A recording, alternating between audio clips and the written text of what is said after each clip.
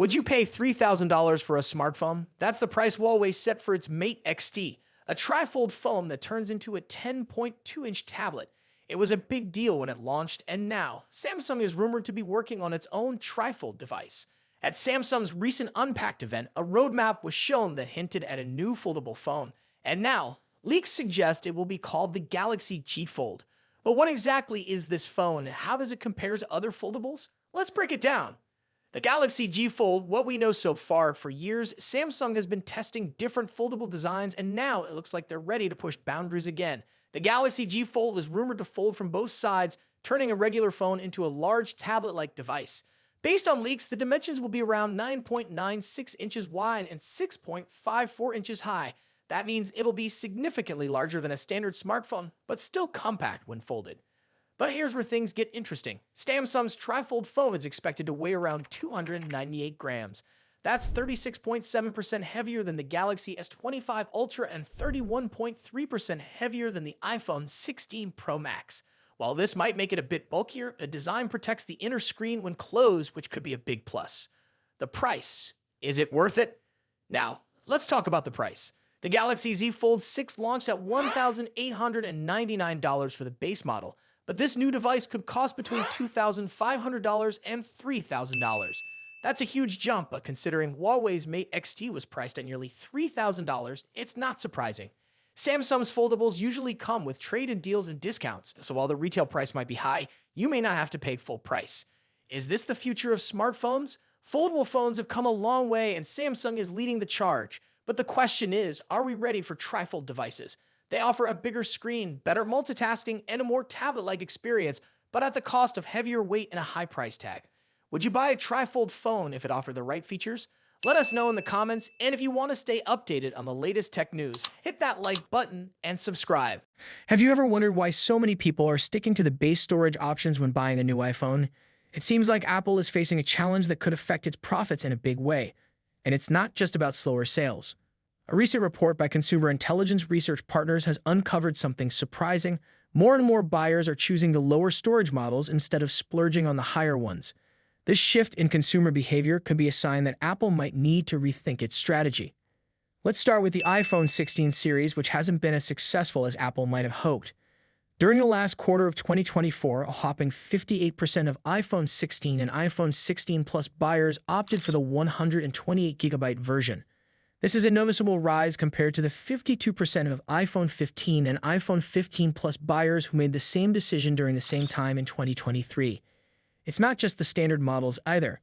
Even buyers of the premium Pro models are showing a similar pattern. The iPhone 16 Pro Max, which starts at 256GB, is seeing fewer buyers opting for the 512GB or 1TB versions compared to last year's iPhone 15 Pro Max. That's unexpected since high-end buyers are typically keen on getting extra storage for their premium devices. So what's going on here? One theory could be the price. Apple charges a steep premium for extra storage, which might be making people second-guess their decisions. The iPhone 16 Pro Max, for example, is priced at $1,199 for the 256GB model. But if you want to upgrade to 512GB, the price jumps to $1,399, and a 1TB model costs even more, minus $1,599. That's a hefty amount to pay just for extra space. Many people are finding that cloud storage services like xCloud or Google Drive are a more affordable way to store their files without paying Apple's premium prices. But it's not just about the cost. User habits have been changing too. With faster internet connections and better cloud integration, more people are turning to streaming for their entertainment. Instead of downloading movies, music, and TV shows to their devices, they can now easily access them from the cloud. Apps like Netflix, Spotify, and Apple Music make it simple to stream content without worrying about taking up precious storage space on your phone. As a result, many iPhone users are realizing that 128 or 256GB of storage is plenty for everyday use. Another interesting detail is that this trend doesn't seem to apply to older iPhones. Buyers of the iPhone 14, iPhone 15, and even the iPhone Southeast 3 are more likely to go for the higher storage options compared to those purchasing the iPhone 16. This raises an important question. Why are buyers of the latest iPhones avoiding premium storage models while those purchasing older models are willing to pay for more? If this trend continues, Apple might have to reconsider its pricing strategy. One solution could be to make higher storage options more affordable. For example, if the 512GB version of the iPhone 17 Pro Max were priced at $1,299 instead of $1,399, it could encourage more buyers to choose the higher storage model. Similarly, reducing the price of the 1TB model might make it more attractive to customers. However, Apple has always relied on premium pricing to maintain its high profit margins, so it's not likely that they will drop their prices without a significant change in demand. Still, with more and more people opting for base storage models, Apple might find itself losing out on potential revenue. If this pattern keeps up, the company may be forced to rethink its approach. It wouldn't be the first time Apple made unexpected moves. For example, it surprised many when it kept the price of the iPhone 16 Pro Max the same as the iPhone 15 Pro Max despite offering some upgrades. This shows that Apple is willing to make adjustments when it sees a shift in the market. So can we see price reductions on storage upgrades for the iPhone 17? It's hard to say, but if this trend continues, Apple might have no choice. What about you? Would you pay extra for more storage, or do you think 128GB is more than enough for your needs?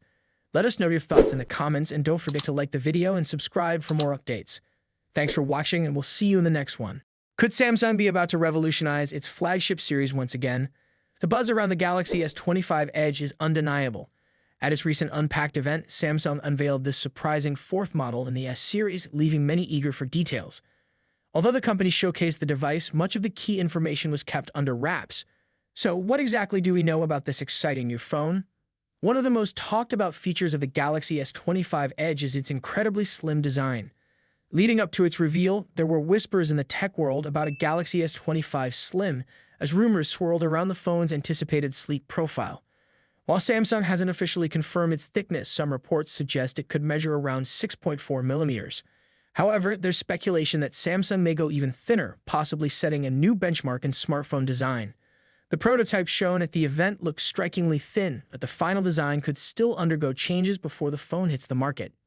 Turning to performance, the Galaxy S25 Edge is expected to share many features with the other models in the S25 lineup. However, it may not have the full 8-core Snapdragon 8 Elite processor that the other models are rumored to feature. Instead, the S25 Edge could come with a slightly altered 7-core version of this same powerful chipset. Storage options are expected to start at 128GB, with an option to upgrade to a 512GB variant. The base model will likely come with 8GB of random access memory, but there's also speculation about a higher-end version featuring 12GB of random access memory, paired with the larger storage option. When it comes to battery life, Samsung seems to be taking a measured approach. The Galaxy S25 Edge is likely to feature a battery with a capacity between 3,900 and 4,000 mAh. While this isn't the largest battery we've seen in a Samsung flagship, it's still expected to provide solid performance, particularly if the phone is designed with energy efficiency in mind. In terms of display, Samsung